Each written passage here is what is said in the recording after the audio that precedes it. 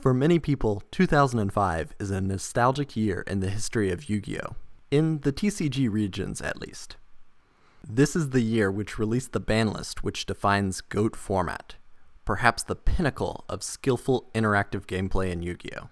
And you may ask yourself, well, how did I get here? April 2005 is the GOAT Banlist, and let's jump right in.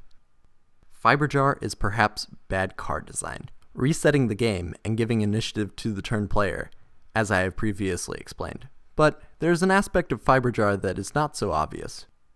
Fiberjar makes games drag on. The ban of Fiberjar is a bit similar to the magic card Shahrazad, which is banned in all formats, not due to power level, but because it makes the game last too long and could cause scheduling problems in the tournament setting. Magical Scientist and Butterfly Dagger Elma are both FTK enablers, and a once per turn clause could fix these cards. Makiura the Destructor is a bit of a faux pas on my part, having mentioned the card in absentia in TCG discussions, despite the card not being available in the format. As far as power level, the card is off the charts, elevating traps to the status of quick play spell cards, which gives them so much initiative and leads to FTKs. Change of Heart is a strong card, and several retrains have been tried to fix the card, such as Brain Control, which is released in the following set. Brain Control at least had a life point cost, making the card a bit more situational. Staple Syndrome strikes again. Confiscation and the Forceful Sentry are incredible hand disruption tools, and alongside Delinquent Duo, damaging the health of the game as they remove interactivity and counterplay options. It is super bizarre that they relax the restriction on Delinquent Duo, letting it go to 1. See my Ethics on Discard video for further detail. Mirage of Nightmare and Painful Choice offer great material and virtual card advantage, with Painful Choice being the scarier of the two in my opinion. DD Warrior Lady is 1-for-1 non-targeting removal, which removes from play instead of destroying the monster, now known as banishing. This makes it better than Exiled Force in some situations, removing the threat of self-revival cards. There's also an additional advantage over similar cards like DD Assailant, which has higher attack and defense points. DD Warrior Lady is searchable with Sangan, which also became limited on this list. Sacred Phoenix of Nifs is the first cover card not to share the pack real estate with Yugi. Not only that, Flaming Eternity is the last set in the Duel Monsters era, with the Lost Millennium bringing the GX era a couple months after this list. But back to the Phoenix. Mechanically, this card is very apt, coming back from the graveyard over and over again, and with a heavy storm effect when it reborns itself. This is a very strong card, but DD Warrior Lady can shut it down. Coincidentally, Sangan is another monster DD Warrior Lady could shut down by preventing it from entering the graveyard when destroyed by battle. But Sangan is still a remarkably versatile tutor, even though Witch of the Black Forest had the superior pool of targets. Graceful Charity and United We Stand both go to 1, which is understandable, relaxing the restriction as the ban was hasty in my opinion. Lightning Vortex is a somewhat fixed version of Raigeki, adding a discard cost and only hitting face-up monsters. It is similar power level to the newly limited Mirror Force, trading card advantage for more initiative as Lightning Vortex is a turn faster. Finally, we have Deck Devastation Virus, which is almost as powerful as Crush Card Virus, having a more difficult activation requirement and hitting comparatively weaker monsters. It is still mass removal, hand disruption, and information gathering, so even though it is not quite as good as Crush Card, do not underestimate its power. Deck Devastation Virus has also aged well, as the majority of main deck monsters in modern Yu-Gi-Oh! Have become weaker effect monsters. Abyss Soldier is a compulsory evacuation device on a monster, and as a general trend, adding a good card effect onto a decently statted monster makes it playable at the least. Plus, this card is Mermail support, like a decade early.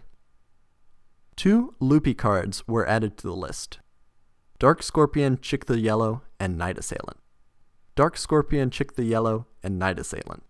Chick the Yellow is a bad card, but it has an unexpected interaction with Call of the Haunted and Makura the Destructor. If you can attack directly with Chick the Yellow, while under the effect of Makura the Destructor, you can bounce back Call of the Haunted to the hand. Call of the Haunted then destroys Chick the Yellow. You activate the Call of the Haunted to bring back Chick the Yellow, then attack and repeat the loop.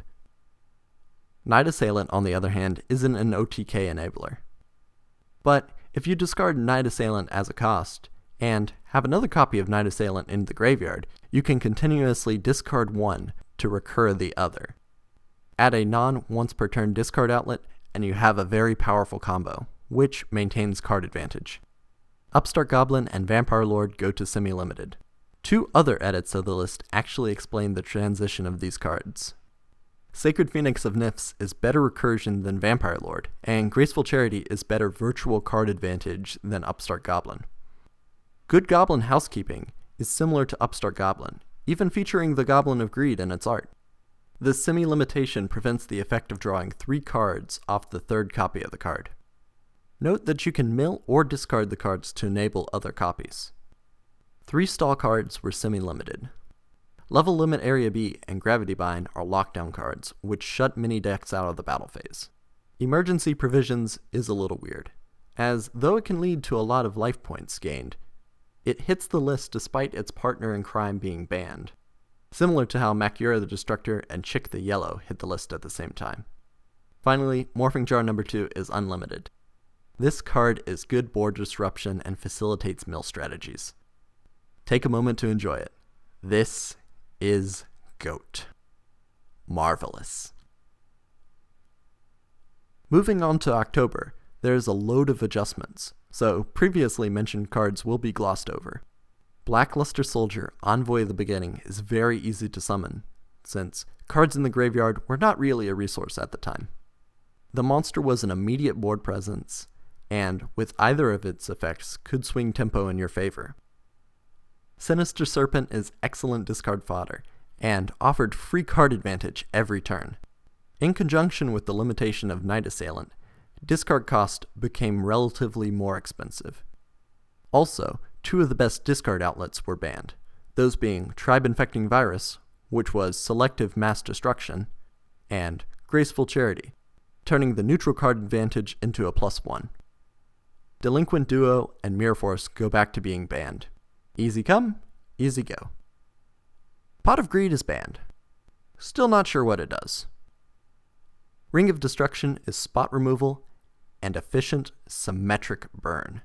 The symmetric part can cause ties, which is not a good thing for the tournament scene, similar to Fiber Jar. I'm going to tackle 6 cards at once, each limited and all interconnected. The monsters Magician of Faith, Night Assailant, Tsukiyomi, Book of Moon, Book of Taiyu, and Nobleman of Crossout. Flip effect monsters were surprisingly powerful, although slow. Magician of Faith recurred spell cards, which were the most powerful cards of the game. Getting back a power card like the newly limited Dark Hole can get you back into the game.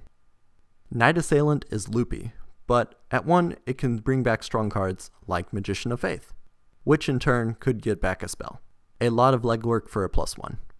Tsukiyomi is a spirit monster, so it hits the field, activates its effect, then returns to the hand at the end phase. It could be used to reset a flip effect monster, which led to a combo with Mask of Darkness and Time Seal, removing your opponent's draw phase each turn. It also turned off monster effects by flipping them face down. Additionally, it set up Nobleman of Crossout for a banishing removal option, or even being able to attack over low defense monsters, like the mighty Dark Armed Dragon. Book of Moon is a spell speed 2 version of Tsukiyomi, so it is understandably limited in tandem. Book of Moon is called the best neg 1 in the game, and at the time it might have been. Book of Taiyu has such a simple effect, the opposite of Book of Moon.